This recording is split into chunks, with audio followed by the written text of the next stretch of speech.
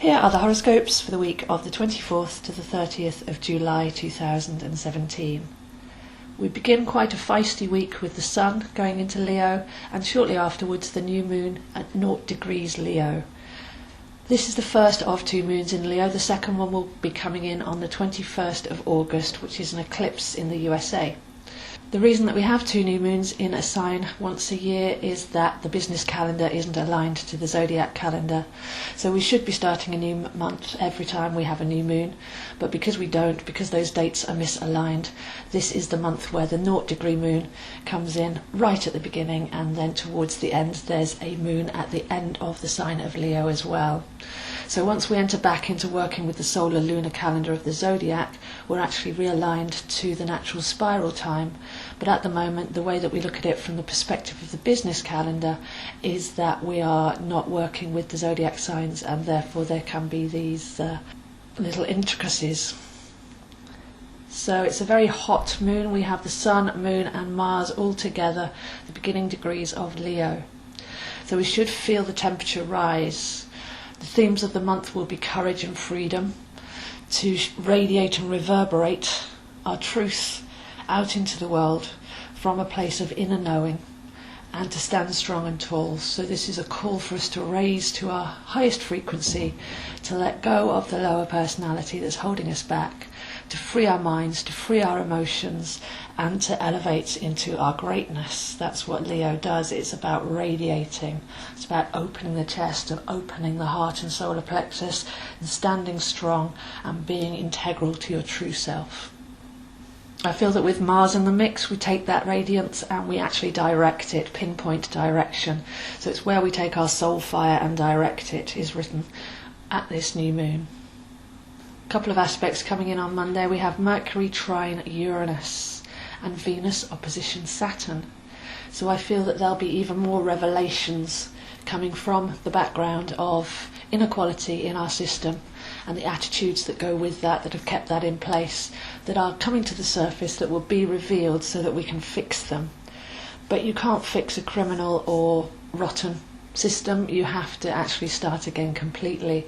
So with Mercury trine Uranus, I feel that putting our focus on what's the answer, what's the vision, what's the new way of building something will be more useful than trying to fix the old way.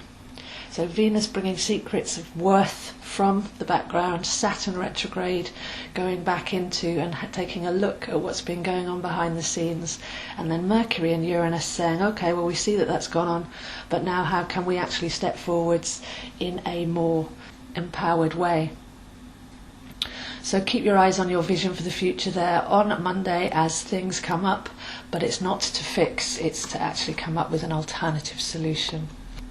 By Tuesday we have Mercury entering into Virgo, getting ready to retrograde. So this is a complicated one because Mercury rules Virgo, and a Mercury retrograde is a very Virgo Pisces thing anyway. We have to swap from the rational, logical, planning mind and dive inwards into our intuition, into our imagination, into our inner knowing, and surrender and go with the flow.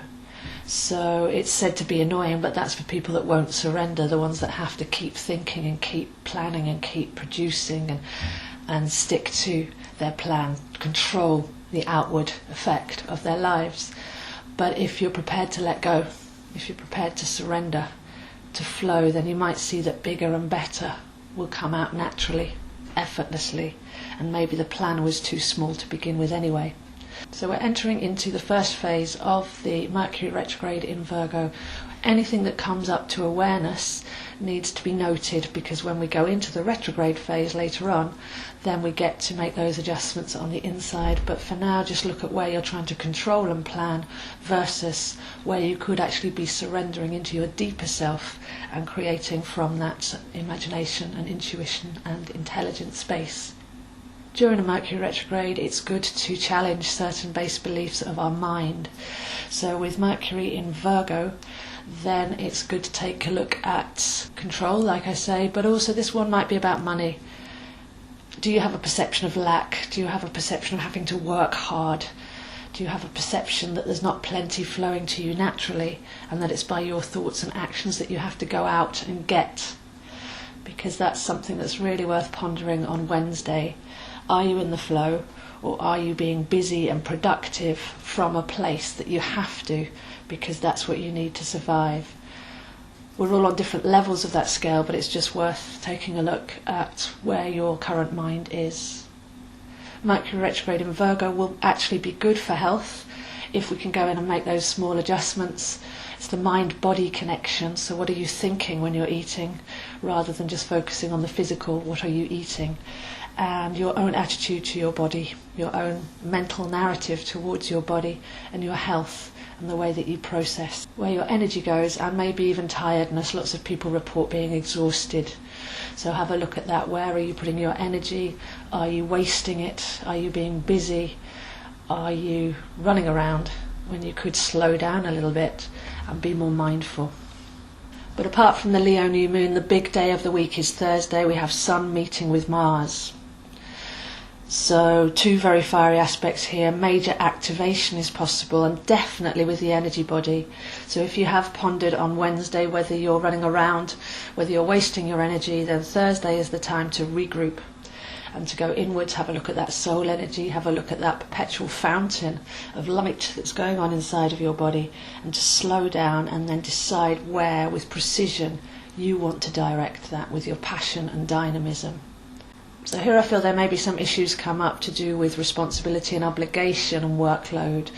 Do we feel responsible to give our energies to others first without replenishing ourselves? That's a really good way to look at this particular aspect. But a major activation and rejuvenation and recalibration is available on Thursday as the Sun meets with Mars. And this is in Leo, so going into the heart spark, going into what really matters. What are we creating and from where? Reconnecting with that so that we're not wasting our energy. The outward aspect of all this fire might be that there's a tendency to want to fight fire with fire. There might be fiery things coming up around us or from us, or both. So have a look at whether it's worth adding fire to fire, or if you want cool and peaceful life, then look at the ability to observe and respond rather than react, or maybe not even respond at all, but just observe. Look at your reactions as they want to come up, but maybe keep them till later. Keep the peace, practice being a peacemaker. Look at the root of where the fire comes up, because that will be available for recalibration once we go into retrograde. And then by the weekend we have the last days of Venus in Gemini. So sometimes when Venus is in Gemini we get to see two sides of the equation. We get to make our own values. So it's a good practice if you're in an argument to look at the opposite side, to look at the full range of the spectrum, to practice being open-minded and to gain perspective. Because sometimes not everything is as it seems, and definitely this week, because with Venus opposite Saturn, things are coming up from under the surface, from behind the scenes, so we can gain perspective if we're open-minded, and we can craft our values, because maybe we've been holding a value because we think that's what nice people do, as an example. But if something's shown not to be quite what it is, then can we actually let go of that nicety and actually stand strong in our own knowing? So whatever comes up at the weekend, a lot of perspective there is possible to be gained if we're not responding and reacting with that fiery aspect of the Sun meeting Mars, but we're actually responding from a place of consideration. We're pondering and we're getting perspective first, so that the values that we then hold and what we speak out are actually true and come from a deeper place. So those are the horoscopes for this week, and I'll see you next week. All my horoscopes are written up on my webpage, astrozo.com, if you want to navigate day by day. And please do feel free to share this video with anybody that you feel might appreciate it. I am available one-to-one for readings and over Skype, and I have my online group where we can discuss these issues as they come up and see where they apply to us. So along with all my online courses, there's many resources there across the website, Facebook and YouTube, and even personally with me, where you can engage with your chart and learn how to navigate these feisty waters. I'll also be sending out my newsletter in the next few days, so if you'd like to be on my mailing list, or if you'd like to contact me for a reading or inquire about any of my other products, then please do contact me, zoehines7@gmail.com.